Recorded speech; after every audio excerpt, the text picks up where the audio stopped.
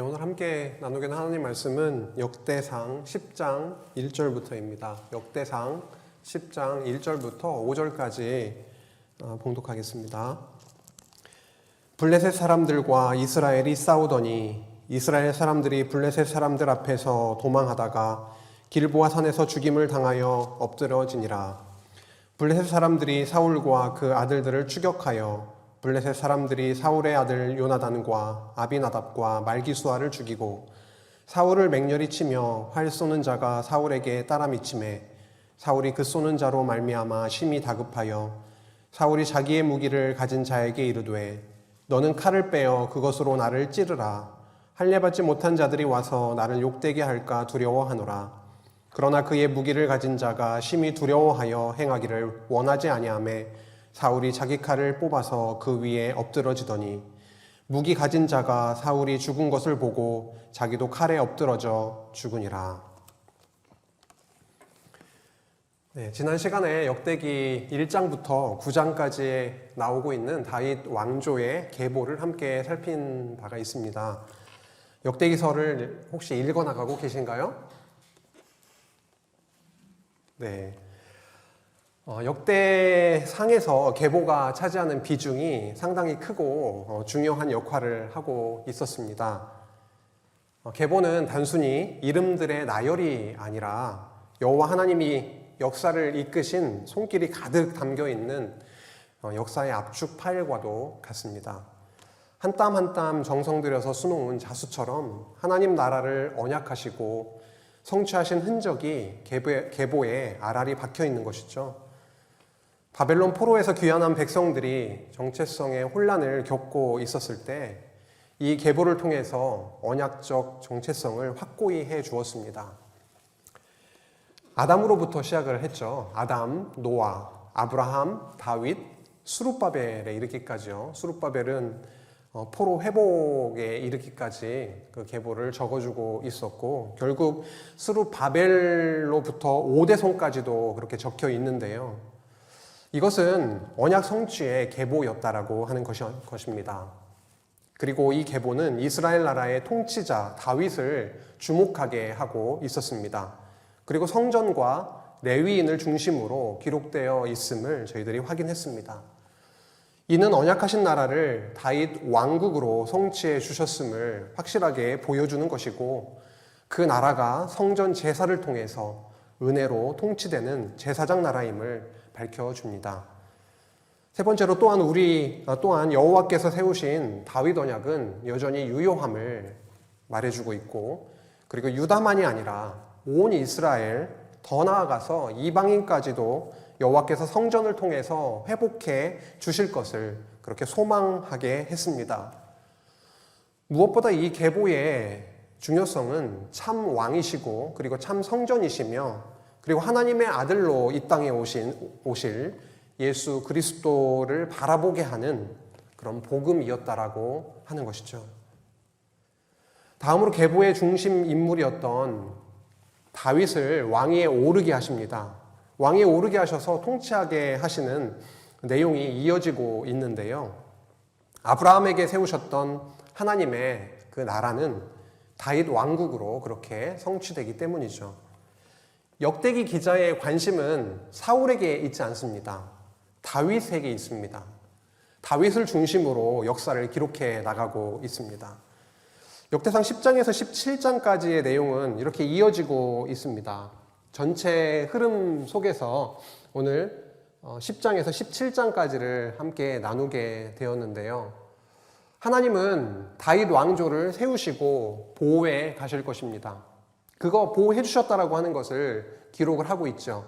그 과정에서 먼저 다윗 왕조를 세우시는데 지난 시간에 그 뿌리를 정체성을 저희들에게 확인시켜 주었고 이번 시간에는 다윗을 왕으로 등극하게 즉위하게 하는데 왜 하나님은 다윗을 왕으로 세우시는가라고 하는 것을 저희들 살펴보게 됩니다. 핵심 키워드로는 오늘은 언약궤 그리고 다윗 언약에 대한 부분이 굉장히 중요하게 다루어지고 있는데요. 이렇게 다윗을 왕으로 세우시고 그리고 다스려 나가게 하시는 치적의 내용이 다음으로 이어지게 되는데 오늘 즉위의 내용에 대해서 함께 살펴나가고자 합니다. 한 가지 질문을 가지고 읽으면 좋겠는데요. 그 질문은 여호와께서는 왜 다윗을 왕으로 세우시는가라고 하는 것입니다. 우선 이거부터 살피고 넘어갈게요. 오늘 10장에서 17장까지는요, 크게 5부분으로 이렇게 나누어 볼 수가 있습니다. 먼저 왕위에 오르게 하십니다. 왕위에 오른 다윗 왕이 얼마나 그렇게 용맹하고 위용이 있는지를 보여주고요. 그 다음에 왕이 되었으니까 통치할 준비를 하게 됩니다. 통치 준비의 내용은 무엇이었는지 한번 살펴보게 될 거고요. 왕위에 올라서 통치 준비를 하고 한 일은 뭐였냐면 제사를 드리고 여호와께 찬양하는 일이었고, 마지막으로 하나님은 다윗에게 찾아오셔서 언약을 세우십니다. 그리고 다윗은 언약을 받고 여호와께 기도하는 내용으로 오늘 10장에서 17장이 흘러가게 되는데요. 이 내용을 쭉 보시니까 결국 어느 부분으로 흘러가고 있습니까? 왕으로 세우신 이유가 뭐인 것처럼 보이세요? 결국 다윗을 왕으로 세우시고 언약을 세우시는 내용으로 쭉 흘러가고 있음을 저희들 보게 됩니다. 아까 말씀드렸듯이 한 가지 질문을 가지고 보면 더 좋겠다고 하는 것인데요. 여호와께서는 왜 다윗을 왕위에 오르게 하셨는가라고 하는 부분을 처음 부분 보면 좋겠습니다. 앞으로 더 확실하게 본문에서 드러날 것입니다. 왜 다윗을 왕으로 세우셨는가? 오늘 본문 속에서도 분명하게 드러나고 있기는 합니다. 언약과 관련된 것이고요. 방금 말씀드렸듯이. 그리고 그 과정에서 하나님이 얼마나 언약에 신실하시고 그리고 그 언약 백성을 사랑하시고 보호해 가시며 아무런 조건 없이 백성에게 찾아오심, 그러한 하나님의 은혜와 사랑을 함께 살펴나가도록 하겠습니다. 10장부터 11장 9절까지가 다윗이 왕위에 오르게 되는 그런 내용인데요. 역대기 기자는 이에 대해서 아주 간단 명료하게 적고 있습니다. 뭐냐면 여호와께서 사울 왕가를 멸망하게 하심으로 다윗으로 하여금 온 이스라엘의 왕이 되게 하셨다라고 하는 내용입니다. 사울 왕가의 멸망, 그것이 핵심 내용인데요. 근데 굉장히 신기한 부분이 있습니다. 역대기에서 사울과 관련된 내용이 딱 여기 10장에만 나오거든요. 한 장만. 그런데 사무엘상으로 가보면은 9장 부분이 사울이 사무엘을 만나게 되는 그런 내용인데, 사무엘상 9장으로부터 31장 사울의 죽음에 이르기까지 23장에 걸쳐서 사울에 대한 이야기가 사무엘상에 나왔었다라고 하는 것인데, 역대상에서는 사울과 관련된 내용이 딱 한 장, 여기 10장에만 소개되고 있습니다. 이거 우연일까요? 제가 아무리 우연이라고 봐주려고 해도 이거는 굉장히 의도된 역사 기록이구나 이렇게 생각할 수밖에 없습니다. 역대기 기자는 다윗을 중심으로 역사를 기록해 나간다고 말씀드렸는데요. 다윗의 이야기를, 그 역사를 기록해 가면서 꼭 필요한 경우 사울의 이야기를 끌어왔을 텐데, 그게 바로 10장의 내용이라고 하는 거죠. 10장에서 사울 왕가가 멸망하는 사건이 나오잖아요.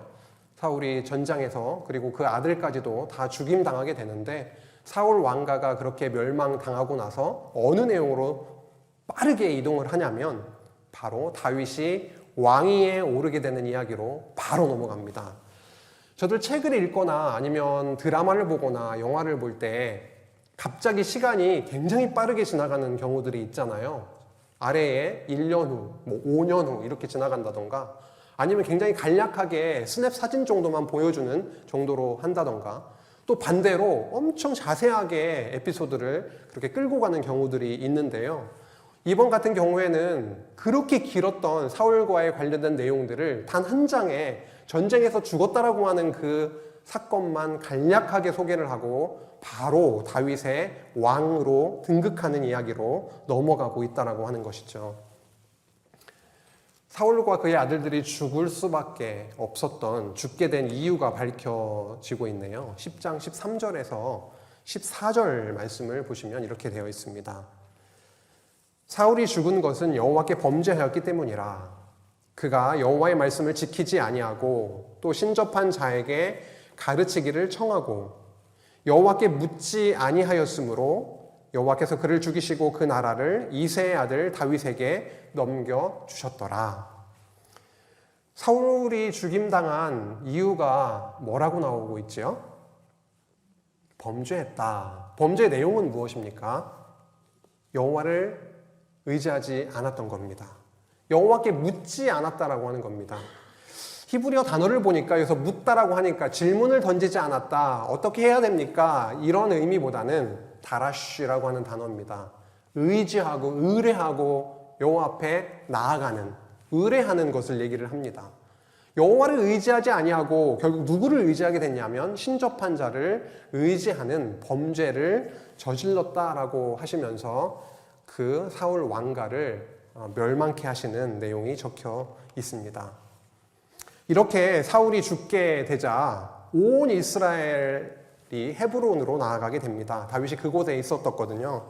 온 이스라엘, 콜 이스라엘, 온이라고 하는 게 콜이라고 하는 단어인데요. 온 이스라엘을 그렇게 다윗에게 온 이스라엘 나아가서 기름을 부어서 왕으로 삼게 되는 내용이 이제 나오고 있습니다.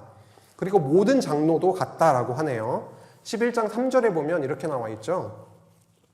이에 이스라엘의 모든 장로, 여기도 콜, 지크네 이스라엘 이렇게 되어 있습니다. 모든 장로, 아까 모든 이스라엘, 온 이스라엘, 여기는요 모든 장로가 헤브론에 가서 다윗이 그들과 여호와 앞에 언약을 맺음에 그들이 다윗에게 기름을 부어 이스라엘의 왕으로 삼으니 여호와께서 사무엘을 통하여 전하신 말씀대로 되었더라. 이렇게 되어 있습니다. 다윗이 왕이 된 것, 그것은 근본적으로 어떤 이유 때문인가요? 직접적으로는 사울이 범죄해서 사울을 죽임에 이르게 하신 것이고, 더 근본적으로는 여호와께서 누구를 통해서요? 사무엘을 통해서 이미 사울의 손에서 이 나라를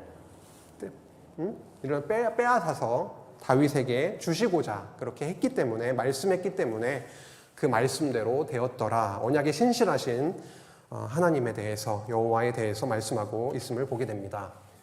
온 이스라엘이 나왔었고요. 모든 장로, 콜, 지크네 이스라엘이 나왔었고, 그 다음에 지금 나오진 않았지만 12장 38절에 보면은요, 모든 군사 이렇게 되어 있습니다.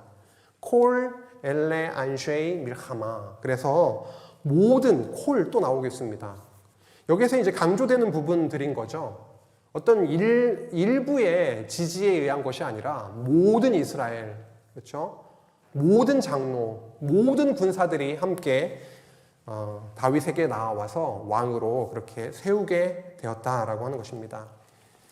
이러한 결과는 방금 살펴본 대로 여호와의 예언의 말씀이 성취된 것이었습니다. 그리고 만군의 여호와께서 함께 하셨기 때문에 다윗이 점점 강성하게 되었다라고 밝혀주네요. 11장 9절에 나오고 있습니다. 함께 읽어보실까요? 11장 9절 시작. 만군의 여호와께서 함께 계시니 다윗이 점점 강성하여 가니라. 어떤 여호와요? 만군의 여호와. 모든 군대의 능력에 전능하신 그 만군의 여호와께서 다윗과 함께 하셨기 때문에 다윗이 점점 강성하여 가니라 라고 하는 말씀으로 이 부분을 끝내고 있습니다. 결국 다윗이 왕위에 즉위 된 것은 여호와 하나님의 말씀의 성취였네요. 과정에서는 사울의 범죄로 인해서 사울 왕가가 몰락하게 되고 여호와께서는 다윗을 왕위에 세우셔서 점점점 강성하게 해가셨더라 라고 하는 말씀으로 이 부분이 마무리되고 있습니다. 이제 왕이 되었습니다. 11장 10절부터 2장으로 넘어가게 되는데요. 왕위에 오른 그 다윗의 위험찬 모습에 대해서 이렇게 밝혀주고 있는데, 여기에 핵심은 뭐냐면요, 다윗에게 엄청나게 많은 용사들이 몰려왔다라고 하는 것입니다. 하나님께서 용사들을 붙여주셨다라고 하는 게 핵심 내용입니다. 방금 11장 9절에서 확인했듯이 다윗과 함께 하시는 여호와는 만군의 여호와, 만군의 여호와였습니다. 그런데 다윗이 사울에게 쫓겨다녔었잖아요. 그렇게 쫓겨다니면서 고난 가운데 있을 때에도 여호와는 여전히 만군의 여호와이셨습니까? 너무 당연한 질문을 드리죠.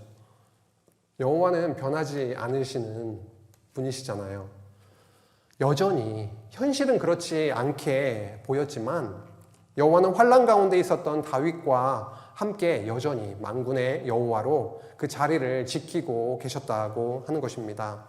이에 대한 확실한 증거가 있는데요. 그것은 용사들을 다윗에게 보내주셔서 온 이스라엘과 더불어서 다윗을 힘껏 돕게 했다는 데 있습니다. 10절 보시면 그 말씀이 나오죠. 힘껏 돕게 했다. 다윗이 굉장히 약해져 있었을 때였잖아요. 굉장히 약했던 그때에 용맹스럽고 전쟁에 아주 능한 강한 용사들을 붙여주셨던 거죠. 저희도 항상 강하지는 않잖아요. 육적인 건강만 해도 아플 때가 있고 힘들 때가 있고 무너질 때가 있고 그렇습니다. 우리가 약할 때 누가 강하시다고요? 우리 예수 그리스도의 능력이 더 드러나죠. 우리가 강할 때는요, 나름 제가 건강해서 뭔가 하는 것처럼 착각을 하더라고요. 약해지고 힘들면 내려놓게 되고요. 하나님을, 그리스도를 찾게 되고 의지하게 됨을 보게 됩니다. 우리가 약할 때에 그리스도께서 강하신 것처럼 다윗도 역시 그랬던 것입니다. 이 용사들의 목록이 12장 끝까지 쭉 이어지게 되거든요. 사무엘상 23장에 나오는 목록들보다 훨씬 더 길고 훨씬 더 자세하게 기록되어 있음을 보게 됩니다. 다윗을 힘껏 도와서 왕위에 오르게 했던 이 용사들이 언제 다윗에게 나와왔는지 혹시 아십니까? 이 부분을 확인하는 것은 굉장히 흥미로운데요. 역대상 11장 15절에 보면은 이럴 때였습니다. 11장 15절에 보면 다윗이 어디에 있을 때였냐면 아둘람 굴에 있었을 때였어요. 아둘람 굴에는 어떠한 사람들이 몰려들었었죠? 다윗에게 환난당한 모든 자가 몰려들었습니다. 빚진 모든 자, 마음이 원통한 자들이 몰려들었죠. 그렇게 다윗에게 힘이 없을 때, 어려움이 있을 때, 오히려 그렇게 몰려들었던 어려운 상황이었을 때 그들에게 다가왔다라고 하는 것입니다. 12장 1절에 보니까요. 다윗이 기스의 아들 사울로 말미암아서 어디에 숨어 있을 때요? 시글락에 숨어 있을 때였습니다. 이것은 무엇을 말해주는 거죠? 여호와는 다윗이 곤고하고 지치고 그리고 시련 가운데 있었을 때에 그에게 용사들을 보내주셔서 붙여주셔서 그를 보호해 주시고 그리고 승리하게 하셨다라고 하는 것입니다. 이것과 관련해서 12장에서 강조되고 있는 포인트가 있는데요. 그것은 뭐냐면 이렇게 용사들을 어려움 가운데 있을 때, 약함 가운데 있을 때에 다윗에게 보내주셔서 보호해 주시고 승리로 이끄셨던 그 하나님, 그 여호와를 나타내심과 동시에 무엇을 하나 더 강조하고 있냐면 12지파 모두가 다 다윗을 폭넓게 지지했다라고 하는 것입니다. 아까 나왔던 단어 있죠? 콜 이스라엘, 모든 이스라엘, 온 이스라엘이라고 했던 이것은 여호와께서 성령을 통해서 각 지파 백성들의 마음을 움직이신 결과였습니다. 18절에 나오죠? 성령, 루아흐, 그 성령을 통해서 그들의 마음을 붙잡으시고 움직이셨다라고 하는 거죠. 그래서 결국은 큰 군대를 이루게 됩니다. 12장 22절에 보니까 이렇게 나와 있네요. 그때에 어느 때요? 다윗이 어려움 가운데 약함 가운데 있었을 때에 그리고 군대들이 용사들이 이제 오게 되는 그때 사람이 날마다 다윗에게로 돌아와서 돕고자 하매 큰 군대를 이루어 하나님의 군대와 같았더라. 다윗이 처음부터 엄청나게 무슨 군단을 이끌고 수만 명, 수십만 명을 이끌고 있었으면 어땠을까요? 하나님의 능력을 인정하기 힘들었겠죠. 정말 어려움 가운데 약함 가운데 두시고 그에게 용사들을 매일같이 보내주시면 얼마나 힘이 됐을까요? 하나님이 나와 함께 하시는구나. 굉장히 하나님의 능력을 함께 하심을 더 깨달아갔을 것입니다. 다음으로 12장 23절에서 40절까지 그 끝까지는 그 헤브론에 있는 다윗에게 군대 지휘관들이 나와가지고 사울의 나라를 다윗에게 돌리겠다 이렇게 했을 때 함께했던 지파들의 이름이 다 적혀 있습니다. 그리고 용사들의 인원수까지, 군사의 인원수까지 다 소개하고 있음을 보게 되었습니다. 제가 휴대폰을 열어서 그 숫자를 다 이렇게 더해 보니까 거의 33만 명에 가깝더라고요. 32만 800 이렇게 몇십 명 정도 되는데 33만 명에 가까운 용사들, 그리고 각 지파에서 지휘관들, 군대 지휘관들이 함께 하게 하셨다라고 하는 겁니다. 38절에 볼까요? 12장 38절을 보시면 이 모든 군사가 전열을 갖추고, 아까 온 이스라엘 나왔었죠? 그리고 모든 장로들 나왔었죠? 아까 말씀드렸던 여기 모든 군사가 나오고 있습니다. 모든 군사가 전열을 갖추고 다 성심으로, 온전한 마음으로, 이렇게 성심으로 헤브론에 이르러 다윗을 온 이스라엘의 왕으로 삼고자 하고, 또 이스라엘의 남은 자도 다 한 마음으로 다윗을 왕으로 삼고자 하여. 역대기 기자가 굉장히 자주 쓰고 있는 단어들이 눈에 보이실 겁니다. 이제 온 이스라엘, 그렇죠? 일부러 쓰고 있는 것입니다. 어떤 유다만의 이렇게 모임, 함께함이 아니라 모든 지파와 함께하게 하시는, 통합하고 회복하고 하는 것을 또 말씀하고 있는 거죠.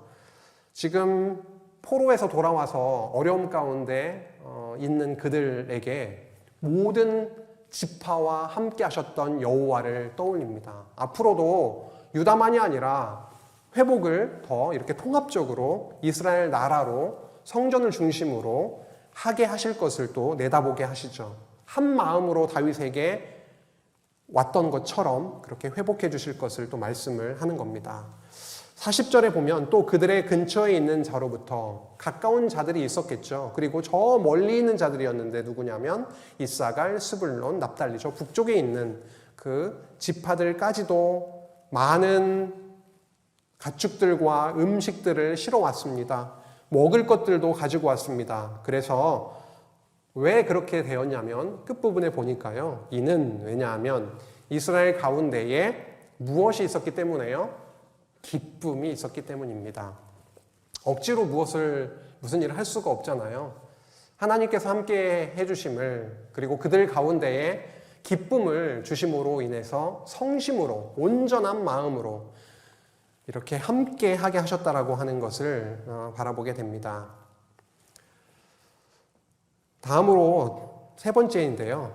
다윗 왕국을 어떻게 통치해 나가야 될까? 다윗은 고민을 했을 것입니다.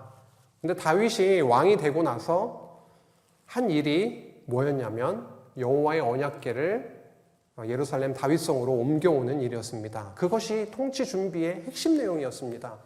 어떤 군사력을 보강하거나 어디에서 무기를 사오는 그 일이 아니라, 군사 훈련을 시켰던 것이 아니라 무엇이었다고요? 여호와의 언약궤를 다윗성으로 옮겨오는 일이었습니다. 다윗 왕국에 있어서 언약궤가 중요했던 이유가 있겠죠. 그렇죠? 그것은 무엇일까요? 언약궤는 무엇을 상징합니까? 언약궤가 왜 이렇게 중요한 것이죠? 언약궤는 궁극적으로 무엇을 의미하냐면, 이 나라는 인간 왕, 다윗, 인간 왕 내가 통치하는 것이 아니라 참 왕이신 여호와께서 통치하신다라고 하는 것을 또 말해주고 있습니다. 여호와께서 언약궤와 함께 하신다라 그랬죠. 그렇죠? 그 위에 이름을 두시고 함께 하시고, 그 위에 속죄소가 덮여 있고, 그렇죠? 시은소, 속죄소가 덮여 있고, 그 위에 그룹이 있는데 그 사이에서 만나 주시고 함께 하시겠다라고 말씀하셨었잖아요. 그런 것처럼 언약궤가 다윗성으로 옮겨오는 일은 우리 살아계신 만군의 여호와 하나님께서 우리와 함께 하시면서 우리를 통치하신다라는 의미이기 때문에 너무도 중요했던 거죠.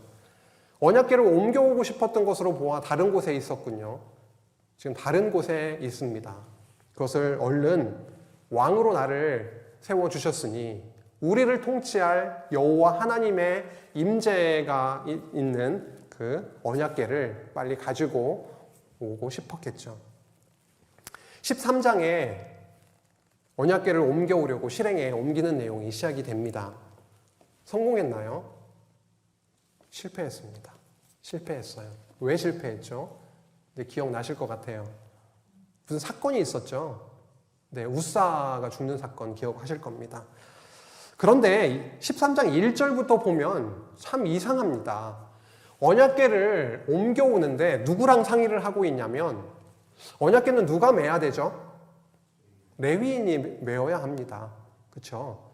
그런데 레위인과 상의를 해야 되잖아요. 그러면 제사장이나 레위인과 상의를 해야 돼요.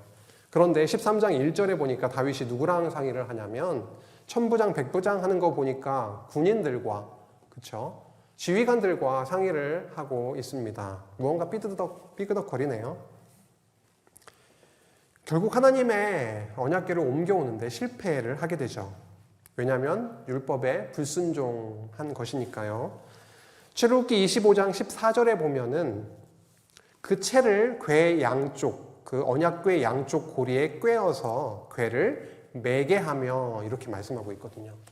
궤를 옮길 때는 틀림없이 레위인이 그리고 채에 꿰어서 매게 되어 있었는데 그게 아니라 새 수레에다가 싣고 나오다가 덜커덩 거릴 때에 우사가 그 언약궤를 만지게 됐고 결국은 여호와가 그 우사를 찢어버리게 되는 죽임에 이르게 하셨습니다. 그래서 그곳을 베레스 우사라 했다라고 나오고 있죠.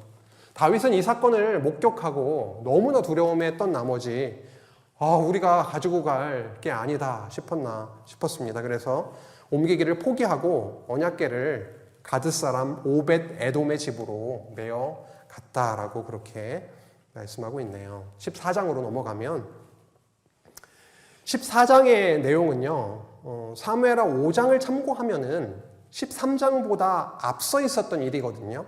14장의 내용이요. 13장보다 원래 앞서 있어야 되는 내용인데 13장 뒤에 있네요. 그렇죠? 그래서 이 13장, 14장, 15장의 흐름을 이렇게 보면은 13장은 실패했죠. 언약궤로 옮겨오는데 일단 실패합니다. 근데 15장은 어떻게 되죠? 다시 성공하게 하시죠. 결국 율법에 불순종했던 그 다윗이 순종케 되어서 결국 언약궤를 옮겨오는데 성공하게 됩니다.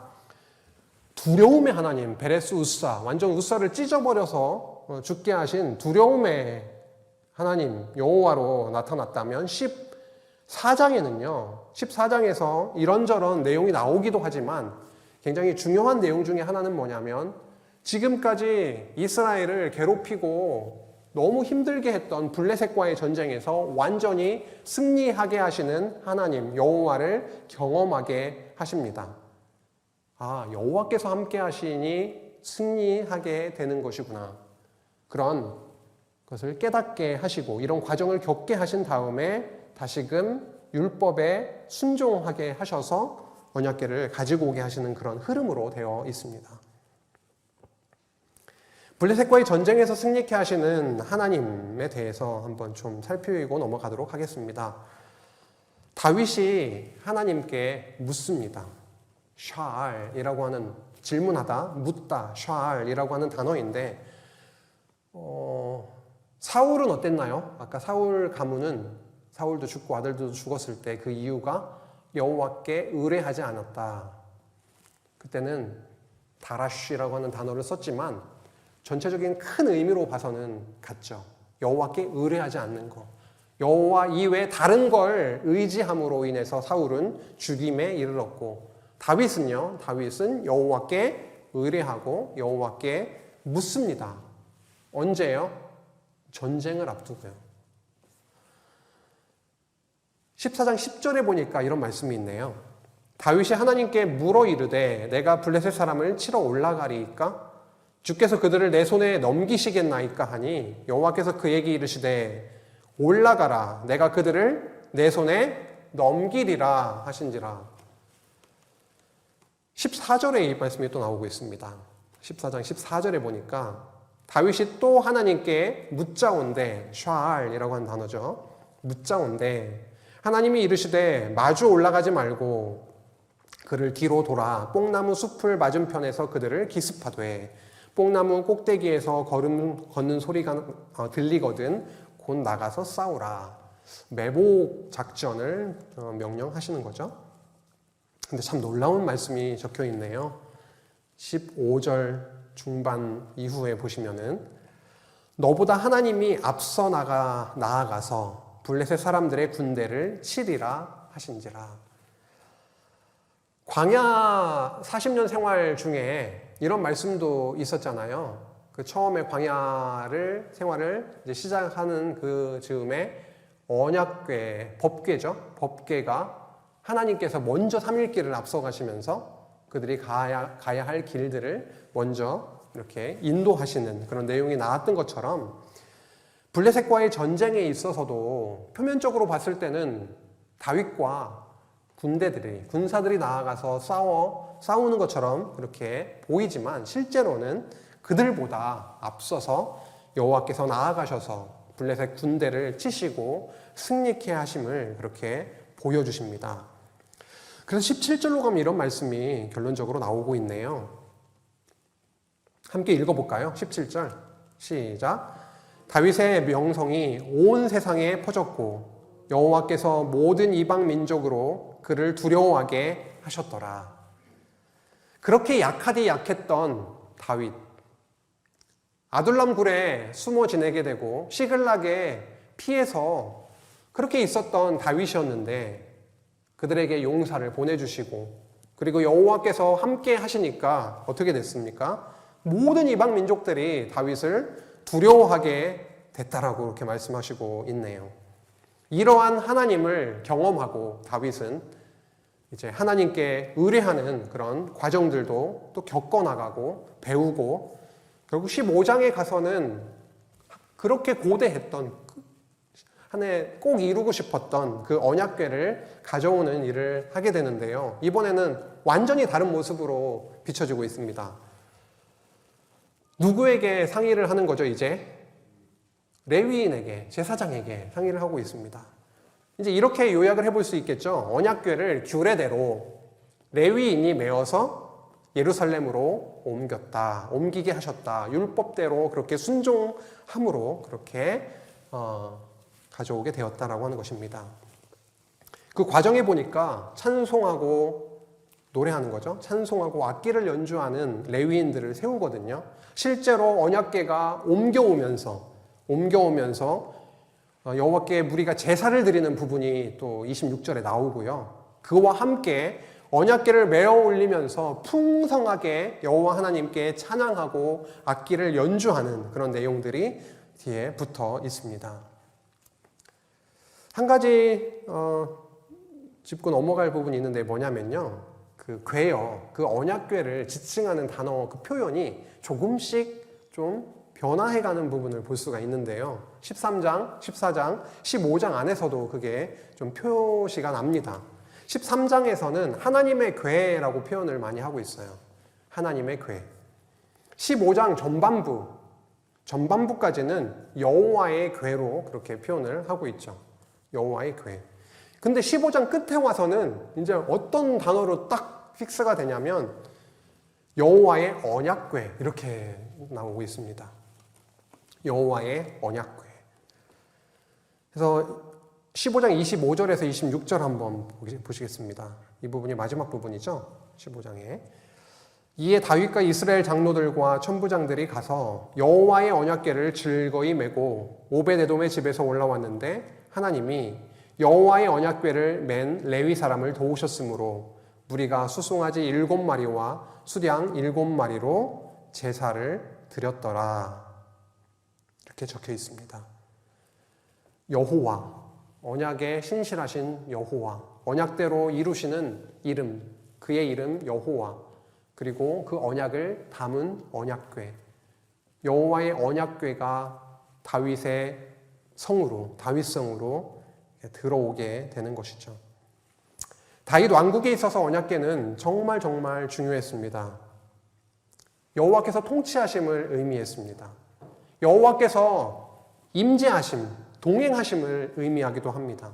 그리고 그곳은 여호와를 만나는 곳이기도 하고 그 위에 속죄소, 그렇죠? 덮여 있죠. 시은소가 덮여 있는데 결국 여호와의 속죄하심을 그런 의미를 담고 있기 때문에 언약궤는 너무도 중요했던 것입니다. 다윗은 준비해 두었던 장막에 여호와의 언약궤를 안치해 놓고 한 일이 무엇이냐면요. 여호와께 번제와 화목제를 드리는 것이었습니다. 제사를 드리는 일이었죠. 그것이 16장으로 넘어가서 나오고 있습니다. 다윗은 통치 준비가 뭐였다는 거죠? 여호와의 언약궤로 옮겨오는 것입니다. 우리를 다스려 주옵소서, 우리를 만나 주옵소서, 우리의 죄를 용서해 주옵소서를 여호와를 그렇게 다라쉬 그리고 샬 그렇게 묻고 구하고 의뢰하는 그런 다윗에 이어서 하나님께서 여호와를 향한 제사를 드리게 하는 내용이 나오고 있습니다. 그리고 찬양이 이어지게 되는 거죠. 여호와의 언약궤가 다윗성으로 옮겨져서 안치된 일의 의미는 이 사건은 여호와 하나님과 이스라엘 백성과 언약적인 관계를 이렇게 보여주고 있다라고 하는 것입니다. 여호와께서 그들을 찾아오시는 것, 그리고 그들과 함께 해주시는 것, 그리고 언약궤 앞에서 드려지는 제사를 통해서 은혜를 그렇게 누리게 해주심입니다. 16장은 제사와 찬양으로 이어지는 제사장 나라의 백성의 모습을 그렇게 보여주고 있죠. 여호와께서 함께 하심, 여호와께서 통치해 주심, 그 안에서 누리는 제사장 나라의 백성의 모습, 우리와 함께 하시며 우리를 통치해 주시는 예수 그리스도, 살아계신 하나님이 계신데 그분 안에 있는 우리의 모습은 이렇게 연결해보면 좀 실제적으로 느껴지지 않을까요? 여호와께서 통치하심 가운데 있었던 그들의 모습은 다른 게 아니었다라고 하는 거죠. 그분께 여호와께 하나님께 제사하는 것, 우리로 말하면 예배 드리는 것, 그리고 뭐였다는 거죠? 찬양하는 것, 그분의 이름을 부르는 것이었다고 하는 것입니다. 역사상 16장 1절에서 4절 말씀을 한번 보시겠습니다. 하나님의 궤를 메고 들어가서 다윗이 그것을 위하여 친 장막 가운데에 두고 번제와 화목제를 하나님께 드리니라.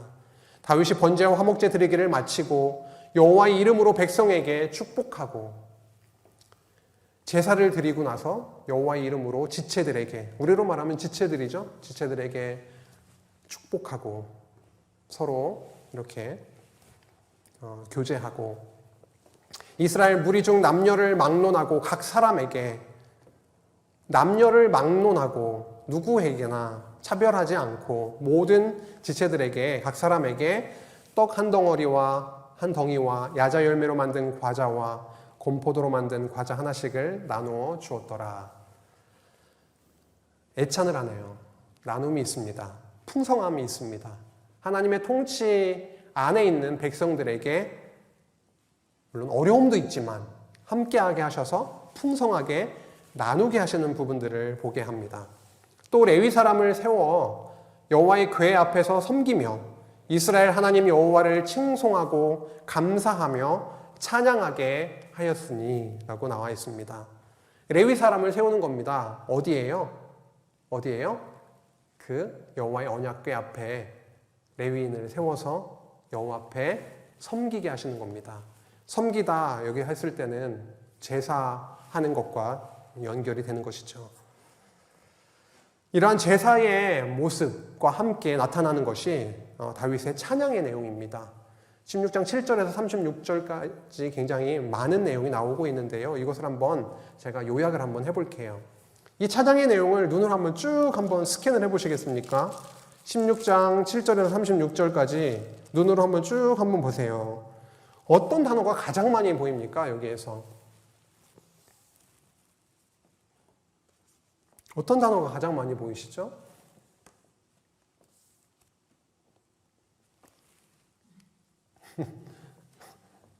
여호와의 이름이 가장 많이 보이시죠?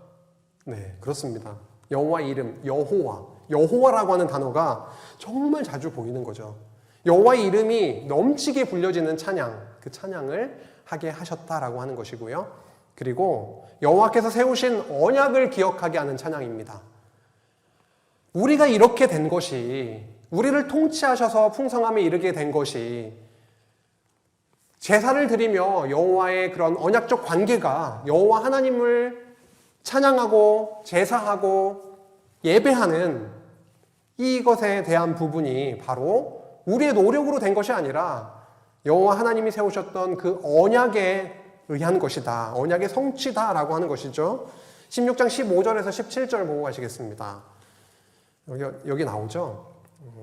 너희는 그의 언약 곧 천대에 명령하신 말씀. 언약 그리고 말씀 같은 개념이겠죠.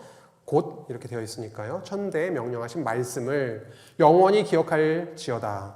기억하다 자카르. 목사님이 자주 말씀하시는 단어 있죠. 기억할지어다. 이것은 아브라함에게 하신 언약이며, 아브라함 언약 나왔네요. 그리고 이삭에게 하신 맹세이며, 이삭에게 계승된 그 언약이 나오고 있고, 야곱에게 세우신 율례, 곧 이스라엘에 하신 영원한 언약이라 라고 나오고 있습니다. 레 이스라엘 베리트 올람. 베리트라고 하는 게 언약이고, 올람, 그게 영원한이라는 거잖아요. 베리트 올람, 영원한 언약을 여호와께서 누구와요? 아브라함과 이삭과 야곱, 천대에 명령하신 그 말씀이 성취되었음을 그렇게 기억하게 하는 찬양을 하고 있다라고 하는 것입니다. 찬양도 굉장히 비중이 있고 중요하고 전략적으로 잘하고 있는 것 같아요. 이런 찬양들이 불려질 때 백성들에게 혹은 후대들에게 여호와 하나님의 신실하심이 이렇게 전달되고 했었겠죠. 어떠한 하나님을 여호와를 또 찬양을 하고 있냐면 23절에 보면 구원하시는 하나님을 찬양합니다. 구원자 되시는 여호와. 26절에 보면 창조자 되시는 여호와. 그렇죠? 창조자 되시는 여호와. 31절에는요. 다스리시는 통치자이신 여호와. 33절에는요. 심판하시는 심판자이신 여호와를 찬양하게 합니다. 그리고 역대상 16장 37절과 40절에 보면 이런 내용이 나옵니다. 항상 날마다 언약궤 앞에서 여호와를 섬기고 여호와께 제사하게 하는, 여호와의 은혜로 살아가는 삶임을, 그리고 제사 없이는 하루도 살 수 없는 백성임을 그렇게 밝혀주는, 알려주는 말씀이 나오고 있는데요.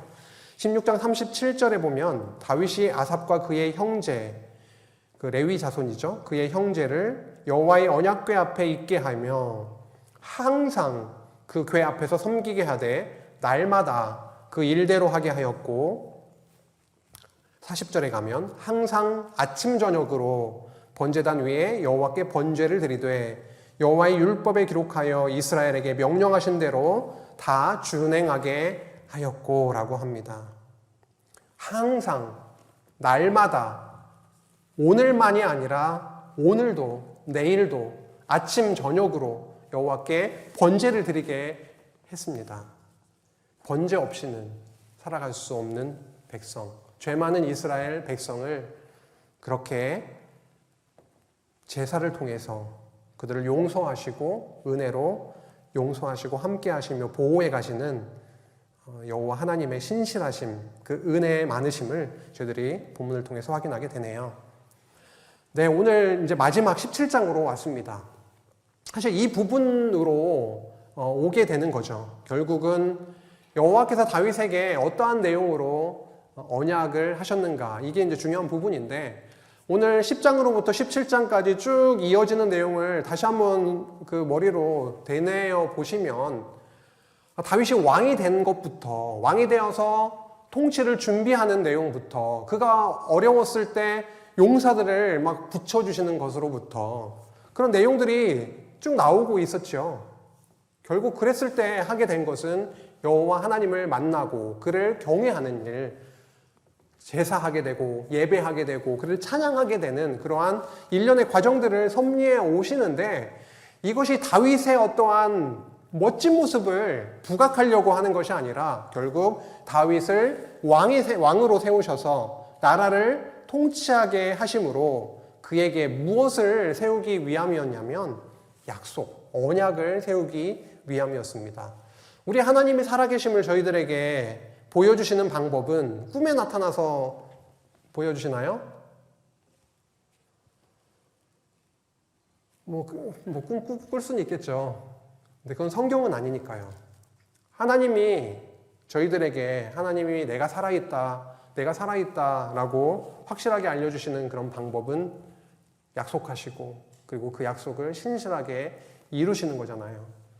다윗에게 다가오셔서 다윗에게 내가 앞으로 이러이러한 일을 이룰 것이다 라고 언약을 세우시고 그 언약대로 이루어 주심을 통해서 하나님이 정말 살아계신 여호와이시구나 라고 하는 것을 깨닫게 해나가신다라는 거죠. 그래서 오늘 다윗에게 세우신 그 언약의 내용을 함께 살펴나가겠습니다. 아주 중요합니다. 17장은요. 그 언약 뒤에 기도의 내용도 이어지고 있고요. 그래서 앞으로 이어질 이스라엘의 역사는 다윗 왕조의 역사는 다윗 언약의 성취의 역사라고 할 수가 있습니다. 어떤 내용을 언약하셨냐면 본문을 통해서 확인해 보도록 하죠. 17장 10절에서 14절 말씀입니다. 좀 함께 보실게요. 10절입니다. 전에 내가 사사에게 명령하여 내 백성 이스라엘을 다스리던 때와 같지 아니하게 하고 또 내 모든 대적으로 내게 복종하게 하리라. 또 내게 이르노니 여호와가 너를 위하여 한 왕조를 세울지라 라고 합니다. 다윗 왕조인 거죠. 사무엘서에서는 이렇게 명시적으로 한 왕조를 세워주겠다라고 하지는 않으셨는데 역대상으로 넘어와서는 명시적으로 말씀하세요. 너의 한 왕조를 내가 세워주겠다. 히브리어로는 바이트입니다. 한 왕조를 세울지라. 내 생명의 연한이 차서 내가 조상들에게로 돌아가면 죽음에 이르게 되면 내가 너의 뒤에 내 씨, 제라죠, 제라. 자손 이런 뜻이 있는 제라입니다. 내 씨, 곧 내 아들 중 하나를 세우고 아들이 많이 있을 텐데 그들 중에 하나를 세우고 결국 솔로몬이겠지만요. 하나를 세우고 그 나라를 견고하게 하리니 12절 그는 나를 위하여 집을 건축할 것이요. 여기 집도 바이트입니다. 근데 위에 한 왕조를 이라고 했을 때 바이트는 말 그대로 왕조인 거고요. 여기서 하나님께서 여호와께서 그는 나를 위하여 집을 건축할 것이요 했을 때 바이트는 여기서 뭘까요? 성전입니다. 성전도 바이트예요. 성전을 건축할 것이요 나는 그의 왕위를 영원히 견고하게 하리라. 13절 나는 그의 아버지가 되고 그는 나의 아들이 되리니 아버지와 아들이 나왔네요. 그렇죠? 굉장히 중요하죠. 저희도 하나님을 아버지라고 부르지 않습니까? 우리는 아들 된 그리스도의 지체로서 하나님의 아들이 또 되었고요. 그래서 아들과 또 하나님과 아버지와 아들의 관계가 나오고 되리니 나의 인자를 그에게서 빼앗지 아니하기를 내가 내 전에 있던 자에게서 빼앗음과 같이 하지 아니할 것이며 사울 얘기를 하는 거죠. 사울에게서처럼 그렇게 빼앗지 않겠다. 14절이 또 중요합니다. 내가 영원히 그를 내 집과 내 나라에 세우리니 나의 집, 그렇죠? 나의 집, 하나님의 집이니까 성전이 되겠고요. 내 나라가 됐죠. 하나님의 나라인 것이죠. 하나님의 나라에 세우리니 그의 왕위가 영원히 견고하리라 하셨다 하라. 여호와께서 다윗에게 이렇게 놀라운 언약을 세우셨습니다. 다윗 언약은 사무엘하 7장에도 나오고 있거든요. 그런데 이 언약의 핵심 키워드는 바이트인 거죠. 왕조, 성전이라고 뜻이 있는 바이트, 그리고 씨, 자손이라는 뜻을 가지고 있는 제라, 그리고 나라라고 하는 말훗, 그 다음에 견고케 하다, 견고케 하다라고 하는 쿤이라고 하는 단어, 이 네 가지 단어가 뭐 한두 개 더 붙일 수는 있겠지만 이러한 단어들이 핵심 키워드로 이렇게 들어있는 그 언약인데요. 여호와는 아브라함에게 언약하신 대로 모형적인 하나님의 나라인 다윗 왕국을 그렇게 세워주셨죠. 그리고 이제 다윗에게 오셔서 뭐라고 하시는 겁니까? 그의 아들 중 한 명을 세워서 성전을 건축하게 하겠다. 그리고 그를 내 집과 내 나라, 나의 나라에 세워서 그의 왕위가 영원히 견고하게 해주겠다라고 언약을 하신 거죠. 이 언약이 누구를 통해서 성취되는 겁니까? 예수님, 예수 그리스도를 통해서 성취가 되는 거죠. 그런데 다윗 언약의 내용이 사무엘하 7장과 비교했을 때 달라진 부분이 있습니다. 그것을 확인을 하고 넘어가고자 하는데요. 7장 12절과 그렇죠? 사무엘하 7장 12절과 역대상 17장 11절이 평행 본문이에요. 같은 내용인데 좀 달라진 부분이 있다라고 하는 것이죠. 다른 내용들은 좀 비슷비슷합니다. 그런데 내 씨를 너가 죽을 때에 내 수완이 차서 내 조상들과 함께 누울 때에 내가 내 몸에서 날 내 씨를 내 뒤에 세워서 그의 나라를 견고하게 하리라 이렇게 사무엘 하에는 말씀을 하셨습니다. 내 씨라고 했을 땐 단수예요. 제라, 자라하, 너의 씨, 너의 자손이라는 뜻이죠. 그의 나라도 이렇게 되어 있고요. 근데 역대상으로 넘어오면 어떻게 변화가 되냐면 여기에서 내 씨라고 하는 건 똑같죠. 그렇죠? 자라하 똑같습니다. 단수 똑같아요. 내 씨. 그런데 역대상 17장 11절에는 내 씨 곧 이렇게 해서 다시 보충 설명을 하고 있습니다. 근데 단수인 내 씨를 얘기하면서 곧 뭐라고 조금 더 풀어서 설명을 해주고 있냐면 내 아들 중 하나를 이렇게 하고 있습니다. 그래서 내 아들 중 하나를 이라고만 해도 여러 아들 중에 한 명이구나 이걸 알 수는 있지만 원어상 더 정확하게 번역을 하면 내 아들들 중에 하나를 세우고 그리고 그의 나라를 견고하게 하겠다라고 말하고 있는 것입니다. 별 차이 아닌데 뭘 이렇게 치밀하게 비교를 하느냐라고 하실 수는 있겠어요. 어차피 중요한 거는 제라라고 하는 내 씨를 통해서 그렇게 이루어주겠다. 그의 나라를 견고하게 하겠다라고 하는 것인데요. 역대상에 와서는 내 아들들 중에 한 아들을 세워서 이것을 이루겠다. 그 나라를 세우고 그 나라를 견고하게 하겠다라고 하는 것을 기억해 주시기 바랍니다. 다음으로 넘겨주시고요. 7장 16절이 아주 대표적인 다윗 언약 구절이죠. 사무엘하 7장 16절입니다. 내 집과 내 나라가 내 앞에서 영원히 보존되고 내 왕위가 영원히 견고하리라 하셨다 하라 라고 합니다. 집, 바이트죠. 바이트. 그리고 나라는 맘라카라고 하는데 어쨌든 여기에서 왕은 의자를 얘기를 합니다. 히브리어로는 너의 의자, 왕위, 왕좌를 얘기를 하는 건데요. 그리고 견고하리라 했을 때 쿤, 견고하게 해주겠다라고 하는 것인데 역대상 17장 14절이 평행 본문인데 역대상에서는 어떻게 되어 있냐면 내가 영원히 그를 내 집과 내 나라에 세우리니 이렇게 되어 있습니다. 그럼 어떻게 바뀐 건가요? 너의 나라가 내 나라로, 너의 집이 나의 집으로, 그렇죠? 너의 나라가 나의 나라로 바뀌어 있습니다. 여기서는 다윗 너의 집, 다윗 너의 왕가라고 왕조라고 했던 것이 된다면 역대상에 와서는 여호와께서 나의 집, 그렇죠? 나의 성전 이렇게 말씀하고 있는 것이고 그리고 너의 나라, 다윗의 나라라고 했다라고 한다면 이제 하나님께서 내 나라라고 했으니까 하나님의 나라라고 되어 있다라고 하는 것입니다. 그리고 이 그는 누구죠? 아까 방금 나왔었던 여러 너의 아들들 중에 한 명을 세울 것인데 그를 내 집과 내 나라에 세우리니 세워서 그의 왕위가 영원히 견고하게 해주겠다라고 하는 것입니다. 조금은 다른 부분을 느껴지시죠? 다른 부분이. 그렇죠? 이렇게 좀 히브리어로 보면은 뒷부분 전미어가 좀 바뀌면서 분명히 바뀌었구나라고 하는 것을 저희들이 인지하게 됩니다. 이것에 대해서 조금 후에 최종 정리를 하면서 맞추려고 합니다. 역대상 17장의 다윗 언약은 이렇게 비교했을 때 언약하신 나라, 그리고 왕위, 그리고 성전의 그것이 모형적인 것이 아니라 이제 실체적으로 이루어 주실 것을 바라보게 합니다. 결국 그리스도를 통해서 성취해 주실 것을 소망케 하는 거죠. 다윗은 이제 이 언약을 전에 듣고 받고 나서 기도를 하게 되죠. 기도의 내용이 16절에서 27절까지 있는데요. 이 내용을 조금 간략하게 제가 말씀드리고 넘어가도록 하겠습니다.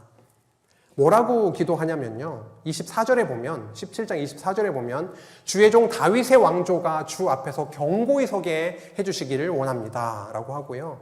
26절에 보면 여호와여 주는 오직 주는 하나님이십니다.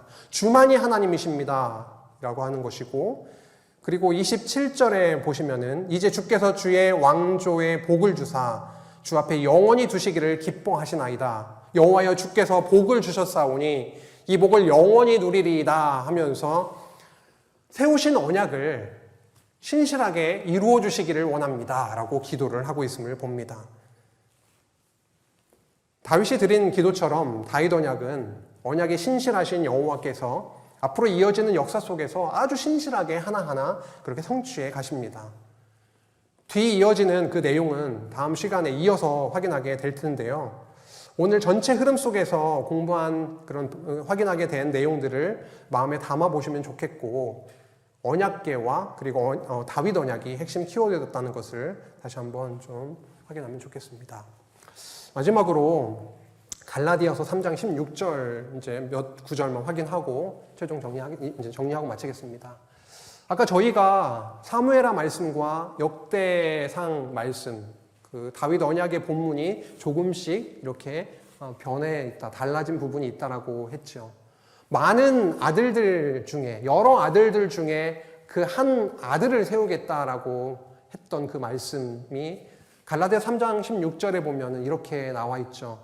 이 약속들은 아브라함과 그 자손에게 말씀하신 것인데 여럿을 가리켜 그 자손들이라 하지 아니하고 오직 한 사람을, 단수 한 사람을 가리켜 내 자손이라 하셨으니 곧 그리스도라. 언약을 받은 자손들이 많이 있었죠. 아브라함, 이삭, 야곱의 12아들로부터 시작을 해서 쭉 다윗, 솔로몬, 그 뒤에 이어지는 많은 왕들, 많은 언약의 자손들이 있었는데 그 모든 자손들이 아니라 결국 그 언약을, 오늘은 다윗 언약을 세우셨고 그 다윗 언약을 성취할 그 아들, 한 아들을 보내신 건데 그게 바로 누구냐면 예수 그리스도시다라고 하는 것을 명확하게 갈라디아 3장 16절에서 밝혀주고 있습니다. 이 왕이 오셔서 한 일은 무엇입니까? 어떤 자격을 가지고 이 땅에 오신 것이죠? 하나님의 아들로, 하나님의 모든 권세, 능력을 똑같이 다 가지고 이 땅에 오셔서 예수님께서 선포하기 시작한 내용이 뭐냐면 회개하라, 천국이 가까이 왔느니라 라고 하는 말씀을 선포하셨습니다. 천국은 하나님의 나라죠. 언약하신 그 나라를 이루어 주겠다라고 하는 거, 영원히 견고케 해주겠다, 그 나라를 견고하게 해주고 그 왕위를 계속 영원히 견고케 해주시겠다라고 하셨던 그 다윗 언약이 바로 예수 그리스도를 통해서 하나님의 나라의 왕으로, 천국의 주인으로 이 땅에 오셔서 내가 이 땅에 천국을 이루어 하나님의 나라를 성취하러 온 그 자손, 제라, 단수 자손, 하나님의 아들이다라고 하는 것을 선포하셨고, 그 다음에 그 나라를 어떻게 이루어 주실 것이냐면 바로 오늘 역대기에서 계속 확인하고 있듯이 핵심은 성전입니다. 다윗 왕에게 다윗 언약을 세우시고 그 언약의 핵심에는 성전이 있고 성전을 세워서 결국은 그 나라를 영원히 견고케 하실 것인데, 예수님께서 이 땅에 오셔서 말씀하신 것은 내가 성전이다라고 하는 것입니다. 내가 죽었다가 3일 만에 부활하심으로 내가 성전을 지어주겠다라고 하는 것이죠. 참 성전으로 이 땅에 오셔서 결국은 영원한 제사를, 십자가 구속의 제사를 드리시고 영원한 속죄로 우리를 하나님의 자녀로 그렇게 삼아 주신 것이죠. 다음 마지막 누가복음 17장 20절에서 21절 말씀인데요. 바리새인들이 예수님께 이렇게 묻습니다. 하나님의 나라가 언제 임합니까? 어느 때에 임하는 것입니까? 라고 묻습니다. 그때 뭐라고 하시냐면 하나님의 나라는 너희 안에 있다라고 말씀하시죠. 예수님께서는 저 시공을 모든 것들을 초월하셔서 뚫고 이 땅에 육신을 입고 오셔서 하나님의 아들로 천국의 주인으로 왕으로 이 땅에 오셔서 결국은 하나님의 나라를 선포하셨고 너희들에게 이미 하나님의 나라인 내가 임해 있다. 너희들 눈앞에 있다. 그리고 나를 예수를 그리스도로 영접한 너희들은 이미 하나님의 나라를 소유했다. 하나님의 나라를 누리는 자들이다 라고 하는 것이죠. 우리 안에 예수의 영이신 성령께서 찾아오셔서 너희 안에 성령이 있는지는 알지 못하느냐. 성전으로 우리를 삼아주시고 매일의 삶 가운데 이런저런 어려움 가운데 있기도 하죠. 약함 가운데 있기도 합니다.